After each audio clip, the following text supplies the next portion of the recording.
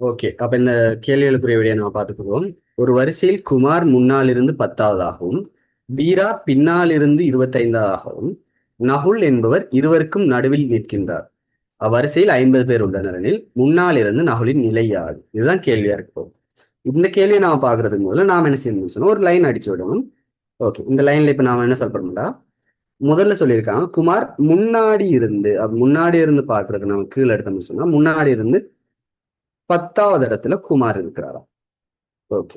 இதே இது வந்துட்டு வீரா பின்னாடி இருந்து பார்க்கும்போது 25வது இடத்துல வீரா இருக்கிறார். பின்னாடி இருந்து பார்த்தா மொத்தமா டோட்டல் எத்தனை பேர் இருக்காங்கன்னு பாத்தீங்கன்னு சொன்னா 50 பேர் அப்படின்னு சொல்றாங்க. மொத்தம் 50 பேர் இருந்தா பின்னாடி இருந்து 25வது பார்த்தா முன்னாடி இருந்தும் என்ன செய்யப்படுறார் வீரா 25வதாகத்தான் காணப்பட போறார். இப்ப இவங்க 2 பேருக்கு நடுவுல தான் யாரு நகுல் வாரார் அப்படின்னு சொன்னா நகுல் எத்தனையாவதா இருப்பாருன்னு பார்க்கணும். அப்ப 25க்கும் 10க்கும் இடையில மொத்தம் 15 பேர் இருக்க போறாங்க. 15 பேர்ல நகுல நாம கழிச்சோம்னு சொன்னா முன்னுக்கு 7 பேர், பின்னாடி 7 பேர்.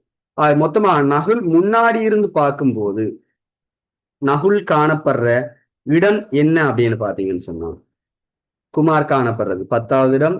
அதுல இருந்து 7 பேர் தள்ளி காணப்படுவாங்க. மொத்தம் 17 நபர்களுக்கு பின்னாடி காணப்படுவார். ஆனா கேட்ட கேள்வி என்ன, நகுலின் நிலை யாது? அப்ப நிலைன்னு சொல்லும்போது நகுல் இருக்கிற இடமும் சேரும். சோ 17 + 1 18வது இடம். இதுதான் விடையாக இருக்க போகுது. ஆகவே பார்த்துக்கொள்ளுங்க.